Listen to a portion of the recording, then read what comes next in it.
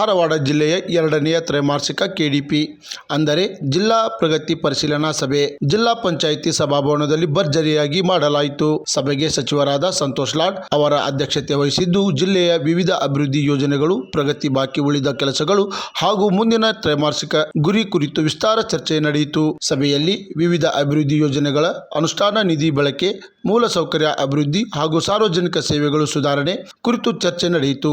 ಸಚಿವ ಸಂತೋಷ್ ಲಾಡ್ ಅವರು ಅಧಿಕಾರಿಗಳಿಗೆ ಗುರಿ ಸಮಯಕ್ಕೆ ಕೆಲಸ ಮುಗಿಸುವಂತೆ ಸೂಚಿಸಿದರು. ಗ್ರಾಮ ಪಂಚಾಯತಿ ಸದಸ್ಯರನ್ನು ಚೀಟಿ ಅಥವಾ ಮೂಲಕ ಚುನಾಯಿತರಾದರು ಸದಸ್ಯರು ನಮ್ಮ ಜಿಲ್ಲೆಯಿಂದ 7 ಅಂದರೆ ಪ್ರತಿ ತಾಲೂಕಿಗೆ ಒಬ್ಬರಂತೆ 7 ಸದಸ್ಯರನ್ನು ಆಯ್ಕೆ ಮಾಡಬೇಕಾಗಿದೆ.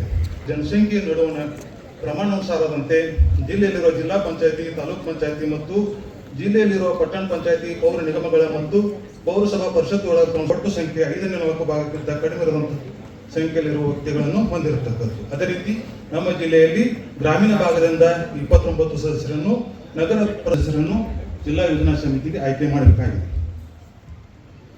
ಜಿಲ್ಲಾ ಯೋಜನಾ ಸಮಿತಿಗೆ ಸಂಬಂಧಪಟ್ಟಂತೆ ಜಿಲ್ಲೆಯಲ್ಲಿ ತಾಲೂಕಾ ಪಂಚಾಯತ್ ಹಾಗೂ ಜಿಲ್ಲಾ ಪಂಚಾಯತ್ ಸಂಸ್ಥೆಗಳಲ್ಲಿ ಚುನಾಯಿತ ಪ್ರತಿನಿಧಿಗಳು ಇರುತ್ತಿದ್ದು, ಅವರುಗಳಿಂದ ಸದಸ್ಯರನ್ನು ಆಯ್ಕೆ ಮಾಡಲು ಚುನಾವಣಾ ಪ್ರಕ್ರಿಯೆ ಜರುಗಿಸಬೇಕಾಗಿರುತ್ತದೆ. ಚುನಾಯಿತ ಪ್ರತಿನಿಧಿಗಳಿಂದ ಸದಸ್ಯರ ಆಯ್ಕೆ ಸಂಖ್ಯೆಯಲ್ಲಿ ಕೂಡ ಹೆಚ್ಚಾದ ಕಾರಣ ಅನುಬಂಧ ಕಾಲಂ 5ರಂತೆ ಸದಸ್ಯರ ಆಯ್ಕೆ ಸ್ಪಷ್ಟೀಕರಣಕ್ಕಾಗಿ ಸರ್ಕಾರಕ್ಕೆ ಕೋರಲಾಗಿದ್ದು, ಸ್ಪಷ್ಟೀಕರಣ ನಿರೀಕ್ಷೆಯಲ್ಲಿರುತ್ತದೆ. ಕ್ರಾಂತಿ ಸಮಾಚಾರ ಟಿವಿ ಧಾರವಾಡ.